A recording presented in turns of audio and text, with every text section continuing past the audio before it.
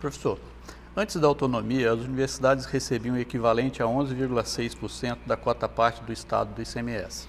No início da autonomia, receberam somente 8,4%. Posteriormente, após lutas travadas pelo movimento, passou para 9% e mais tarde para os atuais 9,57%. Estudos realizados pelo Fórum das Seis e pelo Sinafresp mostram que nem mesmo esses 9,57% de fato têm sido repassados. Por exemplo, o Fórum das Seis, baseado em dados do Sigel, detectou que em 2010 aproximadamente 208 milhões deixaram de ser repassados para as universidades devido aos expurgos da quota-parte de recursos destinados ao programa da habitação, juros, correções monetárias de ICMS pagos em atraso, entre outros. O Sinafresp estudou exclusivamente o programa Nota Fiscal Paulista e detectou que o governo, por excluir do total do ICMS os créditos e prêmios pagos aos participantes no período de 2008 a julho de 2012, deixou de repassar para as universidades o montante de 326 milhões em valores correntes de agosto de 2012. Qual sua posição quanto ao aumento dos 9,57% para 11,6% do ICMS para as universidades? Qual a sua posição quanto a essas deduções do total do ICMS realizado pelo governo antes de aplicar o percentual das universidades, o que na prática reduz os recursos repassados? Bem, a luta por mais recursos para a universidade não é nova. Várias tentativas foram feitas e a Assembleia sempre se manteve resistente a aprovar esses aumentos de percentuais. Já participamos de várias ocasiões, indo à Assembleia, tentando convencer, sensibilizar deputados, e isso nunca de fato aconteceu. Então há uma resistência muito grande na Assembleia em questões relacionadas ao aumento de percentual. Acho que podemos continuar argumentando, podemos continuar reivindicando com esses argumentos que foram colocados e também com outros, até mesmo da expansão do sistema, que também foi bastante grande ao longo do período. Acho que essa é uma luta que podemos continuar encaminhando ao longo da próxima gestão, mas ela já vem de muito tempo e sempre com fortes resistências na Assembleia. Quanto à questão da forma de aplicar os percentuais, eu acredito que as universidades paulistas, em especial através do CRUESP, possam fazer um arrazoado sobre isso, um aprofundamento desse estudo com esses dados e reivindicar a correção dessa questão junto ao governo do Estado. Aí acho que é uma medida mais do ponto de vista administrativo e que as universidades, no meu entendimento, podem perfeitamente reivindicar junto ao governo do Estado. Esse é um compromisso que eu assumo sem grandes dificuldades, porque acho que a Unicamp e as outras estaduais paulistas têm o direito de receber aquilo que está estabelecido no decreto e aquilo que se estabeleceu depois como regras que regulamentam esses cálculos que são feitos, né? Lembro que em muitas ocasiões o governo do Estado também tentou retirar da conta algumas coisas, né? E ações foram feitas até que conseguimos sucesso nessas reivindicações. Eu acho que poderia ser algo parecido para apresentar esses nossos argumentos de que o percentual efetivamente seja cumprido. Candidato, nos anos de 2005 e 2006, quando foi aprovado um aumento no repasse das verbas para as estaduais paulistas, e logo na sequência foi vetado pelo governador Alckmin, a Unicamp, que estava sob sua administração no período, não teve posturas incisivas na reivindicação desse aumento de verbas e de repasse. Foi nesse período também, durante sua gestão, que foi feito um acordo, né, pela ampliação da porcentagem do ICMS para a construção do novo campus de Limeira, a FCA, que era o acordo com o governador, vai aumentar de 0,05% do ICMS para a manutenção desse campus. Acordo esse que também não foi cumprido e a Unicamp também não teve posturas incisivas na reivindicação desse repasse. Nesse sentido, a gente gostaria de saber se o senhor se compromete a exigir publicamente o aumento do repasse do 0,05 para a FCA e o aumento do repasse do ICMS como um todo para as estaduais paulistas. Bom, primeiramente eu gostaria de lembrar que nas duas questões nós fizemos todos os posicionamentos institucionais junto ao governo do Estado. A nossa reivindicação por mais recursos sempre foi feita do modo institucional que a universidade deve fazer junto ao governo do Estado. Especificamente em relação a Limeira, o cumprimento da atribuição do 0,05% dentro da nossa gestão se mostrou como uma decisão a ser tomada. Implantaríamos Limeira, né, ou deixaríamos de fazê-lo porque ainda não tínhamos o 0,05%. A nossa decisão foi implantar, mesmo sem o 0,05%, porque a nossa análise do orçamento mostrava, do orçamento da Unicamp, mostrava que nós tínhamos condição de implantar Limeira, né, o campus da FCA em Limeira.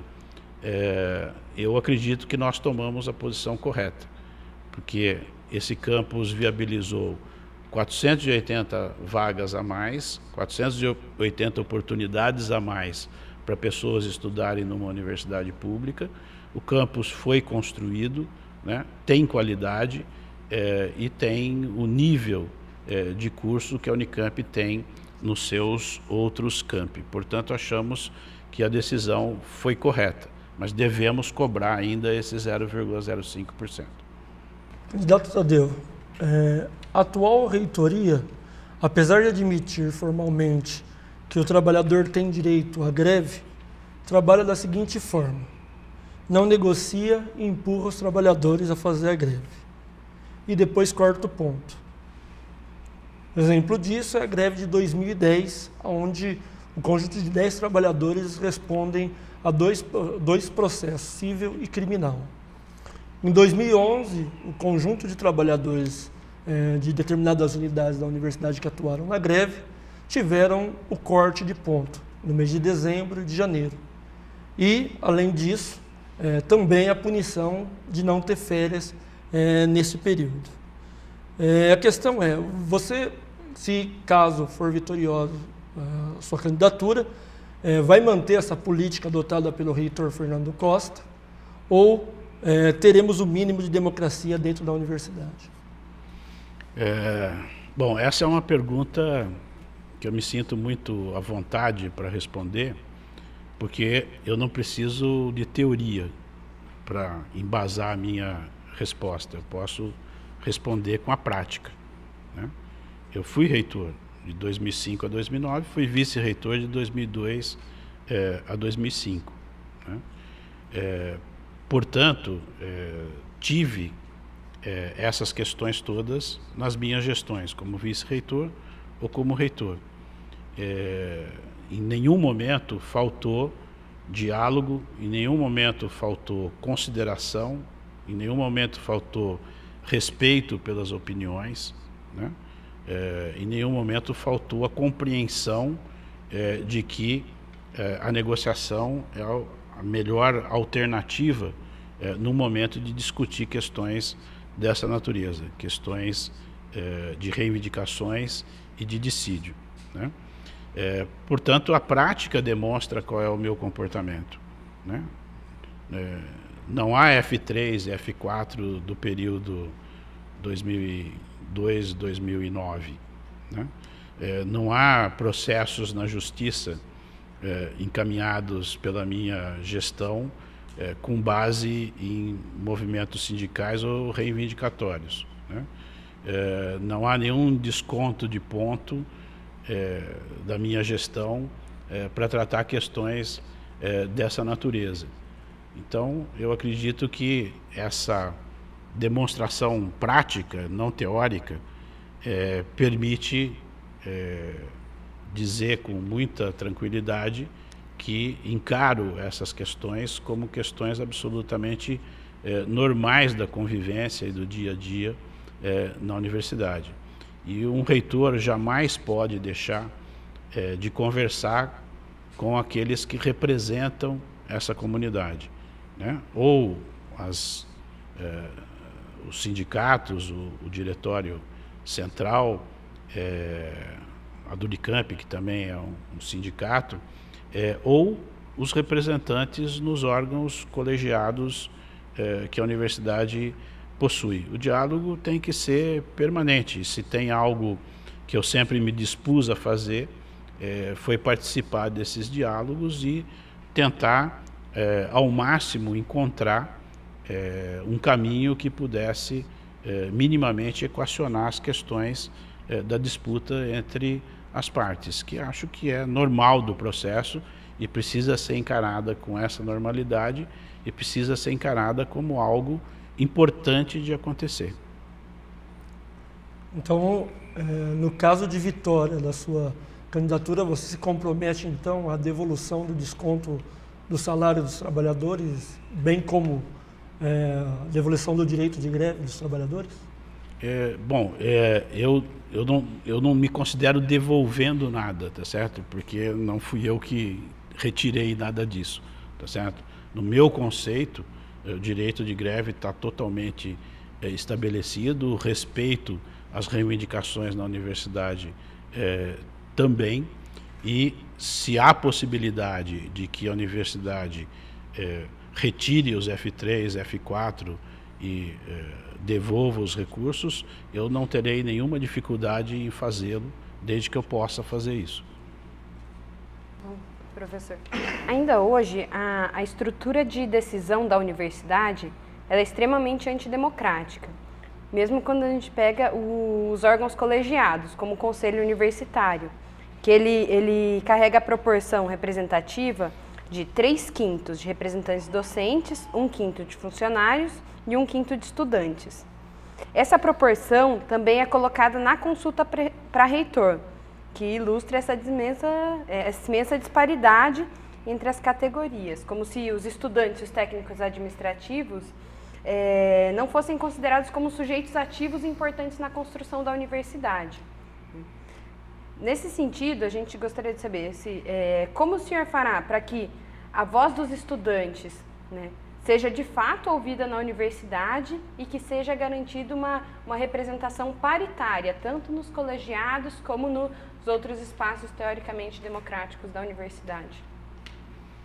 Essa questão remete aos estatutos da universidade. Nós estamos falando de disposições estatutárias. O nosso programa, nossa proposta, está colocando como um ponto importante de ação a revisão dos estatutos da Unicamp. A Unicamp tem um estatuto que é da sua origem, é de 1966. Portanto, um estatuto bastante ultrapassado, caduco mesmo em algumas questões, e ele nunca passou por uma revisão como um todo ao longo desse tempo, né? Sempre foram mudanças pontuais, né? Mudanças que alteraram artigos, parágrafos de maneira pontual em diversas ocasiões na universidade. Nós achamos que não dá mais para a universidade conviver com uma regra ultrapassada, quer dizer, com um dispositivo que regulamenta as relações dentro da Unicamp de maneira totalmente ultrapassada. Então, nós estamos assumindo no programa o compromisso de fazer a revisão inteira do Estatuto da Universidade. Portanto, vai estar em discussão durante a nossa gestão todos esses temas, porque as questões de representatividade nos órgãos colegiados estão diretamente determinadas pelos estatutos. Na verdade, no Conselho Universitário, a situação é muito pior do que o seu relato, porque no Conselho Universitário, nós não temos 20%, nem de estudantes e nem de funcionários, temos menos do que isso. É preciso lembrar também que existem algumas leis que disciplinam a questão dos órgãos institucionais das universidades, né? E há uma lei que determina que o órgão que escolhe o reitor precisa ter 70% de composição de docentes. Esse órgão é o Conselho Universitário. Há mecanismos para conseguir contornar essa questão? Não sei, eu acho que o debate dos estatutos vai trazer isso à tona e nós vamos poder discutir isso com tranquilidade dentro da universidade, para que a universidade aprove aquilo que for mais adequado e mais do interesse de todos os seus segmentos e de toda a comunidade.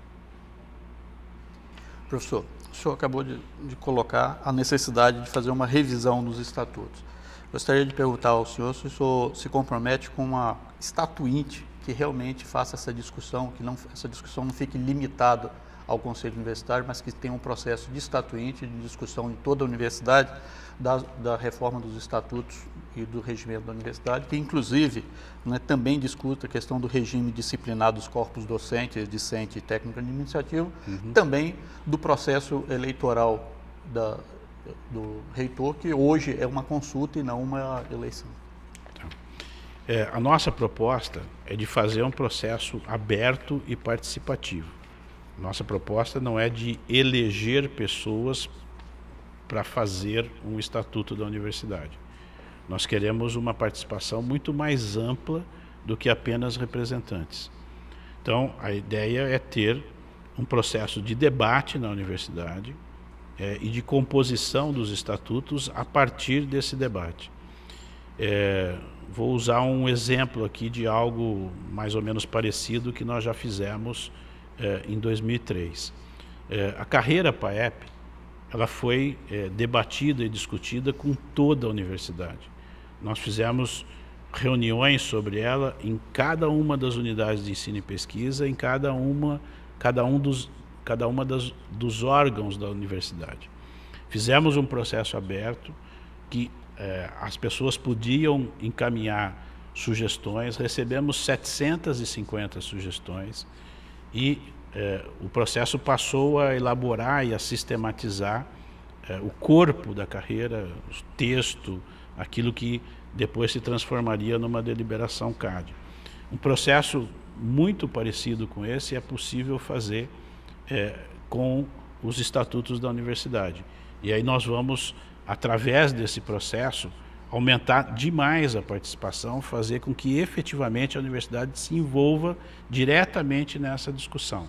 Mais do que como representantes, mas como pessoas mesmas interessadas em ver a universidade com o estatuto atualizado e moderno. Candidato, nós elaboramos um termo de compromisso, será apresentado para todos os reitoráveis, né? Esse termo se trata para que todos os candidatos se comprometam a só assumirem o cargo de reitor caso sejam os primeiros colocados na consulta. Nesse sentido, a gente gostaria de entregar para que o senhor assinasse, né, esse termo, para que mais um elemento aí para a gente garantir que a consulta seja minimamente democrática, né? Experiência própria. É impossível ser reitor sem o respaldo da comunidade. Portanto, jamais aceitaria ser reitor da universidade se eu não conseguisse ser eleito na consulta que vai ser feita.